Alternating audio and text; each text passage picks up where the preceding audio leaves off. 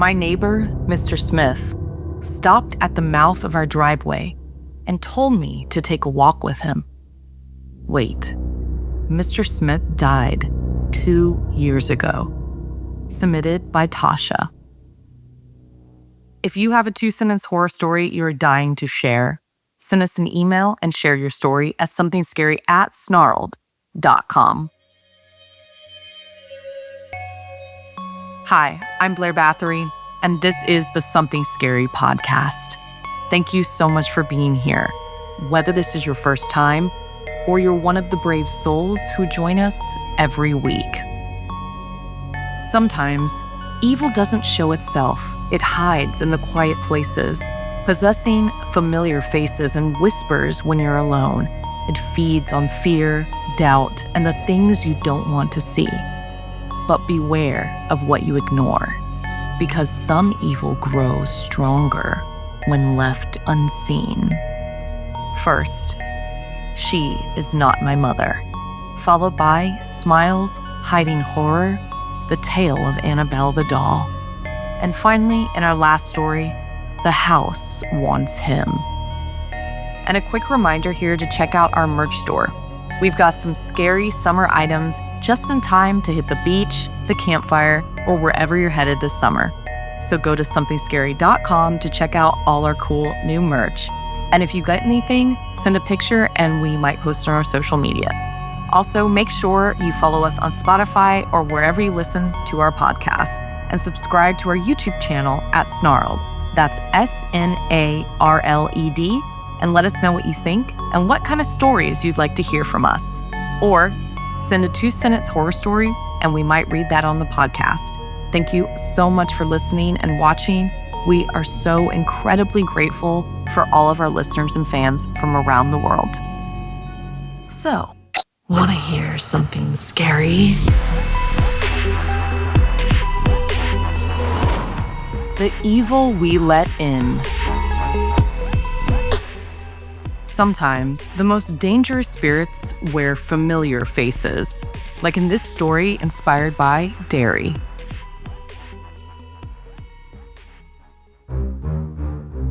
My name is Derry, and I've never felt safe outside my house, but inside is worse.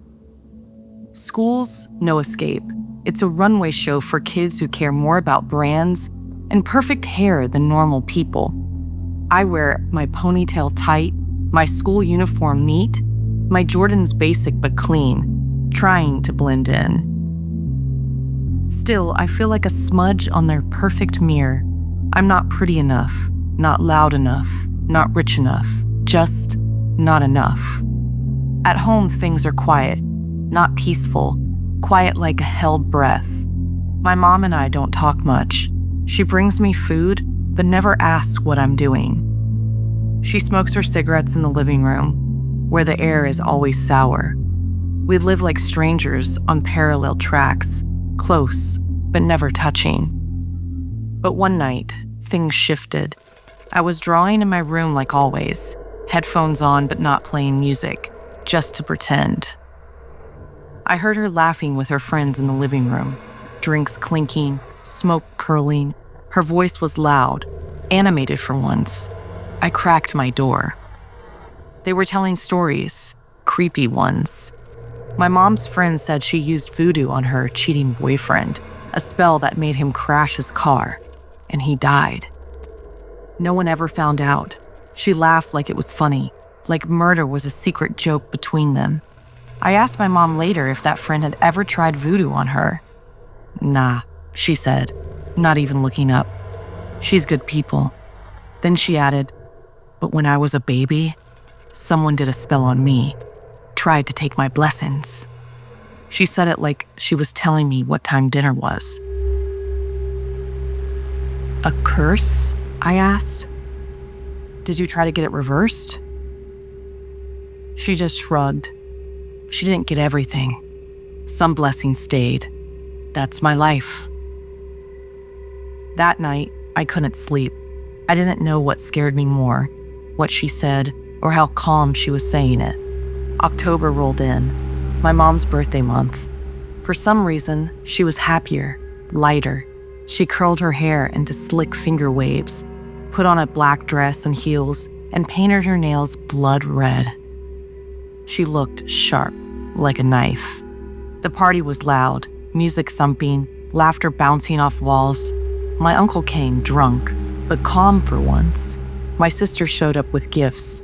People danced, drank, joked. For a second, it felt like a real family. Until my mom's friend, the same one from the voodoo story, started fighting with one of my sisters. She was screaming about respect, about mess, about not knowing your place.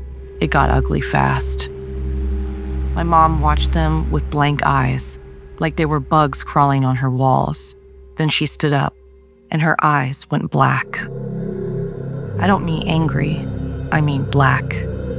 No whites, no pupils, just void. The whole room froze. Even my drunk uncle shut up. She didn't yell, just spoke, low, cold. Get out. Nobody argued. We filed out like kids caught doing something bad. I went to my room and buried myself under the covers, the sound of her heels clicking on the hardwood echoing like gunshots in my skull. Months passed. We didn't talk about that night. We didn't talk about much at all. But something had changed. She started coming into my room at night, not often, not loud, just appearing. One night, I woke up sweating. The room was too hot. She stood at the front of my bed, not moving, not speaking. I blinked. Gone. The next day, she accused me of stealing hot sauce from the kitchen. I found the bottle in my closet. I didn't put it there. Then it was a fork, a lighter, her lipstick, always something small, always placed just so. I know you're messing with me, she said, her voice like rusted metal. Don't play dumb. But I wasn't playing. She was. One night, I pretended to be asleep. My room was dark, but I could feel her standing there, breathing shallow, not like a mother, like something learning to imitate one. She leaned down close, and I smelled smoke and something sweet, rotten, metallic. Her lips hovered near my ear. You took it from me, she whispered. You took what was left. I didn't move, didn't breathe. Her fingers brushed my hair back, gentle, too gentle, like she was trying not to tear it out. Then she was gone. I started keeping a notebook, not for school, just notes about her, what she wore, what she said, how long she stared into corners. Her eyes weren't always black, but sometimes I'd catch them flicker, like something was behind them, blinking too slow. The house got colder even when the heat was on. Doors slammed on their own. My drawing started changing. I didn't mean to. My hands would just move. Circles with eyes, women with no mouths, red scribbles, symbols I never learned. She started whispering in her sleep. I recorded it once. Backwards words, not English, not anything I knew, and she always smiled in her sleep now, a stretched smile. It's 2025 now. New year, same nightmare. Last night, I locked my door, tied a belt around the knob. It didn't matter. I woke up and she was sitting at the foot of my bed, holding a box of matches and the family photo album, just flipping through it, staring too long at each page. Her voice was soft now when she spoke. You should have never been born. I said nothing. She looked at me. Her eyes were mirrors. I saw myself in them, but it wasn't me. It was something smiling. Then she struck a match. The flame lit her face from below, too bright, too steady. She held it over the photo album and whispered, "Let's fix that." I lunged, but she was already gone, just smoke where she'd been. The pages were on fire, and the picture of me was missing. Have you ever felt like someone you loved was no longer themselves? Were they possessed? Tell us what you did to protect yourself by sending us your story at SomethingScary@Snarled.com.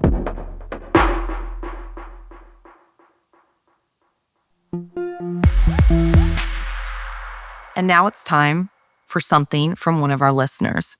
And this week we have a story called The Lamb by Mila. Having a farm was great. Cale loved it. It was what he always dreamed of. His wife and kids loved it too, especially the little black lamb they had recently bought. His kids played with the black lamb for long hours. He would watch them play while resting on the rocking chairs outside. Life was perfect. It couldn't get any better than this. One day, while feeding the animals on the farm, he noticed that the horns on the black lamb were much larger than the day before. Puzzled, he ignored it, assuming he hadn't been paying attention to the horn recently. Later that day, he let all the animals outside, but the black lamb was missing.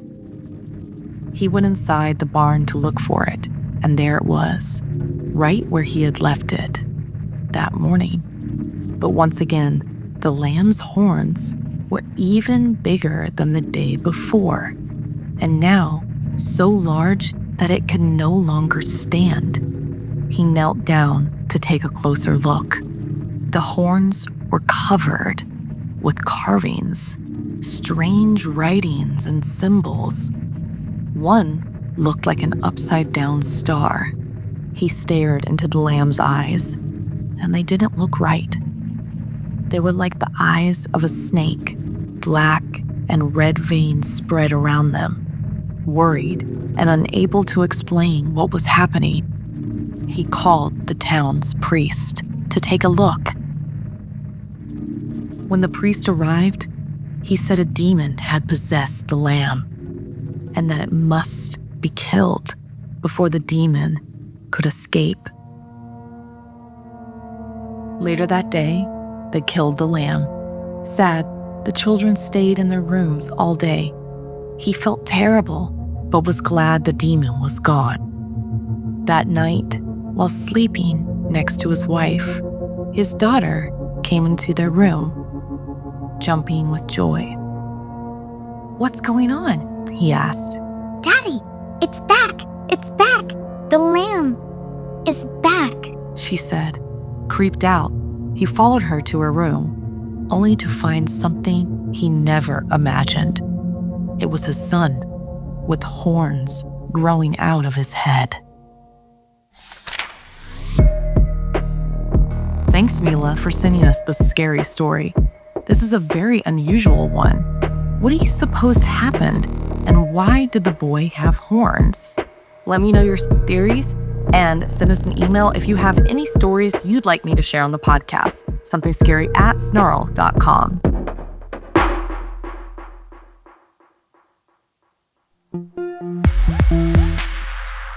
This next story is a memory of Dan Riviera, the longtime caretaker of the Annabelle Doll at the Warrens Occult Museum, whose recent passing has left the paranormal world in mourning. Dan treated even the darkest objects with deep respect and caution, always reminding us that belief can be a powerful form of protection. We share this story in his honor, inspired by the true story of Annabelle. Sometimes, evil doesn't come with sharp teeth or shadowy footsteps, but in a dress with a painted smile, like in this story inspired by the true account of the Annabelle Doll.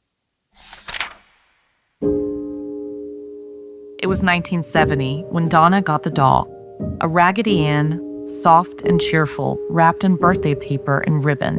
Her mother mailed it as a present, something cheerful for her daughter's first apartment. Donna, a nursing student, didn't think much of it, just a bit of home, while she studied late into the night with her roommate Angie. But from the moment the doll was placed on the couch, things started shifting. At first, they joked about it. Donna would leave the doll on her bed in the morning, only to come home and find it on the floor. Arms stretched forward like it had flopped face first, or sometimes popped awkwardly in a sitting position, legs dangling off the bed. Donna thought Angie was playing tricks on her. Angie thought the same. Then came the parchment notes. One afternoon, Angie came home to find a scrap of yellow paper on the kitchen counter. It was rough, brittle, like something out of an old book. Scrawled in red ink, the note read, "Help us. A second note appeared 2 days later. Help Lou." Lou was a friend of theirs, someone who'd been helping them fix leaky pipes in the bathroom. He was quiet, skeptical. He hated the doll. He said there was something creepy about it. When he came by that day and saw the second note, he paled. "I never told you this," he said. "But last night I had a dream. I couldn't move. Sleep paralysis, I guess. But I saw that damn doll. It was standing at the end of the bed watching me, just staring." His voice dropped. "Then it started climbing up my chest. I could feel its weight, heavy, suffocating. Its hands weren't fabric. They were cold, wet. I could hear its breathing, not fast, not human, slow and steady, like something that wasn't alive." Donna stared, eyes wide. Lou looked straight at her. "It smiled at me, Donna, not the doll. Something behind it. Like it was letting me see who was really holding the strings." The girl didn't laugh, not this time. Days passed, then the blood appeared. It was Donna who found it. A single smear, like a small handprint on the back of the doll's cloth hand. Red, thick, and unmistakably real. They called a medium. The woman arrived, draped in scarves smelling of incense and old wood. She didn't flinch when she saw the doll. Instead, she gently placed it on the floor, lit a candle, and whispered to the shadows. After a long silence, she spoke. "Her name is Annabelle Higgins. She was 7. She died near this building, hit by a car when she was ran into the road. She was lonely, lost. She says she finds comfort in you, Donna. She wants to stay." Donna, tender-hearted and young, agreed. That was her mistake. After that, Lou got hurt.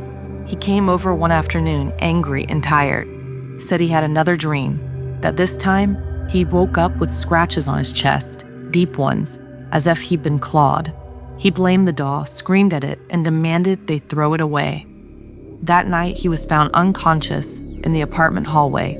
A long, jagged cut ran down his side, as if slashed by a claw too large for a person. There were no intruders, no weapon, only the doll sitting eerily upright by the front door, its cloth hands folded.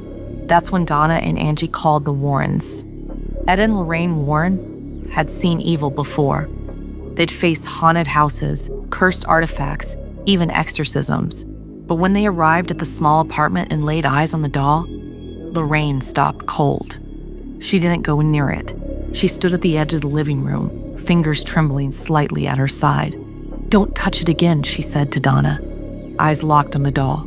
"And whatever you do, don't look at it in the eyes, not even once more." Donna blinked. "Why?" Ed stepped between them, voice low.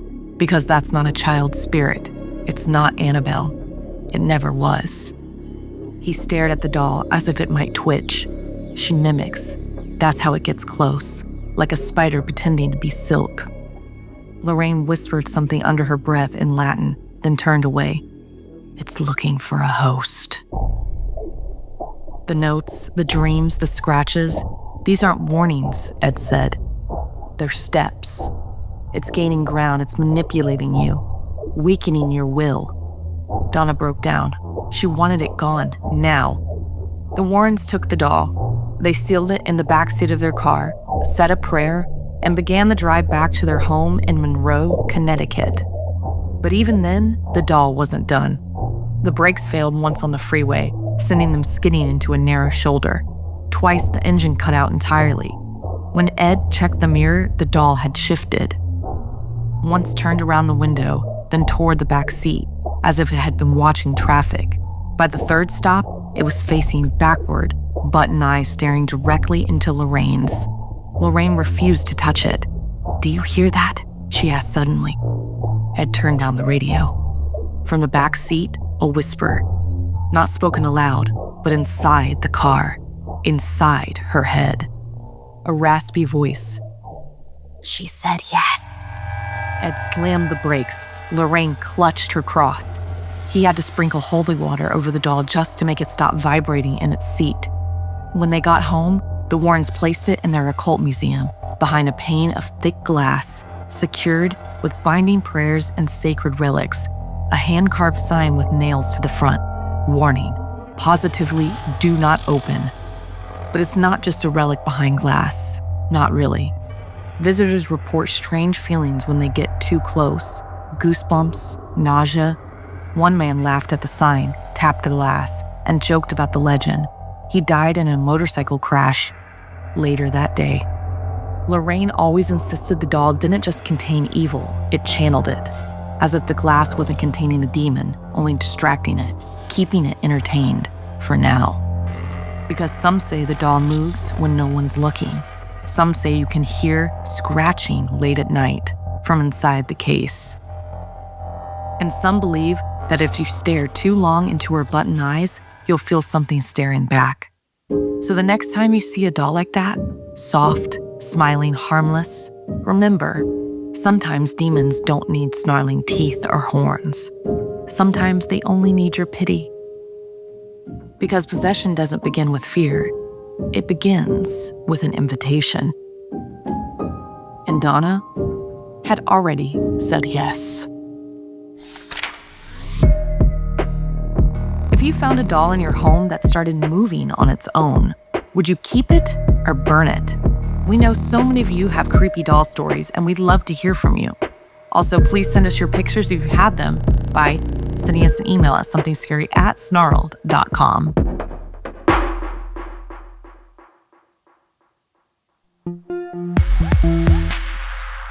Sometimes it's not the house that's haunted, it's the bloodline. Like in this story inspired by Rebel. Joe hadn't planned on inheriting a murder house, but after his uncle Richard died, there it was, a crumbling Victorian on the edge of a small Oregon town, heavy with mildew and something worse. The air inside the house smelled like wet pennies. His uncle had been obsessed with the occult. That much was clear from the bookshelf sagging with grimoires and the basement door with 5 padlocks and a fading chalk circle. Joe told himself it was all nonsense, just another sign of Richard's spiraling mental health. But on the second night, Joe started hearing things, not creaks or groans, those he expected, but scratching from the inside of the basement door. The neighbor, Mrs. Ender, knocked the next morning. She looked to be in her 60s, with watery eyes and too wide of a smile.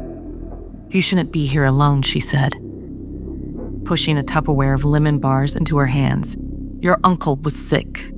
But the house is worse." "Worse than what?" Joe asked. She smiled again, thinner this time. "Call me if you hear anything. I know how to listen." That night, Joe dreamed of a man dragging chains, whispering in a language Joe almost understood. When he woke, the basement door was open, though he remembered locking it. Inside, the basement stretched deeper than it should, the steps descending into darkness that didn't return light. He didn't go down, not yet. Instead, he started digging into his uncle's journals. There were drawings, malformed figures, red wax seals, and names scratched out in frantic slashes. He found one entry circled 10 times.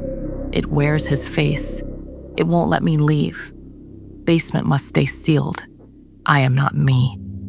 By the 5th night, Joe started seeing things out of the corner of his eye, shadows that lingered too long, his own reflection turning away before he did. He lost time. Once, he woke up standing in front of the basement door, hand on the knob, unaware of how he got there. When he called Mrs. Ender, she came quickly, her demeanor oddly cheerful. "It started for me the same way," she said, touching the doorknob like it might bite. "My brother was taken in 1974.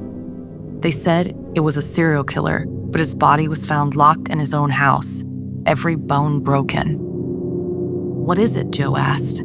She tilted her head. "I think it's hungry." Against his better judgment, Joe descended into the basement the next day. He brought a flashlight, his phone, and a knife. The stairs creaked under his weight, and the darkness below didn't lift.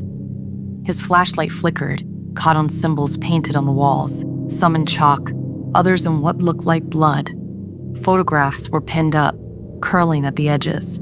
Joe's uncle, younger, terrified, standing next to people Joe didn't recognize.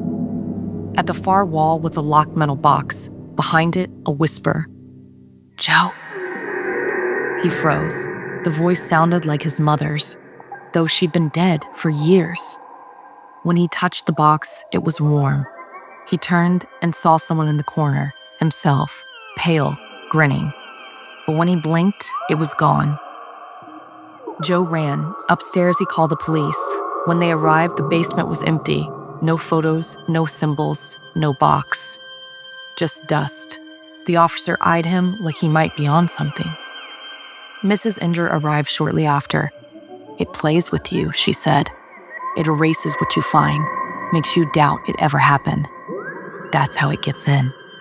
Joe didn't sleep that night. He watched the basement door, gun in hand. At 3:03 a.m., the knob turned. He raised the gun, but it wasn't the demon. It was Mrs. Ender. "How did you get in?" he asked. She smiled. "You left the door open." She shouldn't have been able to enter, but she sat on the couch like she'd belonged there. "Do you know what it wants?" she asked. "Me." "No," she said. "It wants to be believed. If you accept what it shows you, it grows." That night, Joe blacked out. When he came to, he was in the basement again. The metal box was open. Inside, teeth. Dozens of human teeth. Blood smeared the walls. He stumbled back upstairs and vomited. He called Mrs. Ender, and she didn't answer. Instead, he found a note on his door. "You opened it. You let it out." He tried to leave town. His car wouldn't start. His phone turned to static. He walked to the neighbor's house, but it was abandoned. Boards over the windows, dust thick on the floor. There were photos of Joe inside, ones he never remembered taking. The next day, a knock at the door, a man in a crisp suit. "Joe Ashby?" he asked.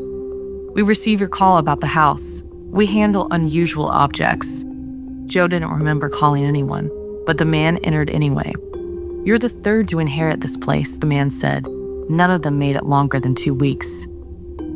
"What do you mean?" The man didn't answer. Instead, he opened the basement door and descended. Joe waited. The man didn't return.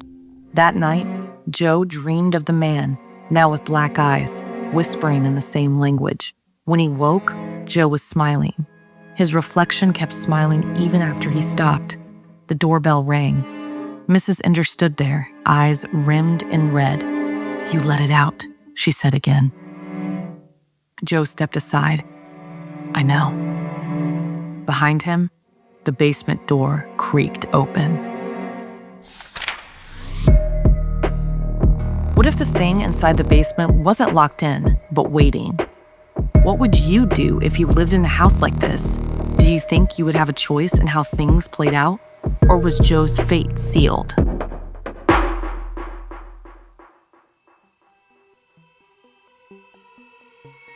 This week's podcast stories were edited by Sarah Lukasiewicz, narration by Blair Bathory, audio edited and mixed by Fitz Harris, additional audio editing by Calvin Linderman, produced by Anna Villalobos, executive produced by Gail Gilman, music by Sapphire Sindalo and Calvin Linderman. If you have a story you'd like to submit, send me an email at somethingscary@snarled.com. Don't forget to watch the video version of Something Scary over at youtube.com/snarled. And if you'd like to support the show and everything we do at Snarled, join our Patreon at patreon.com/snarled.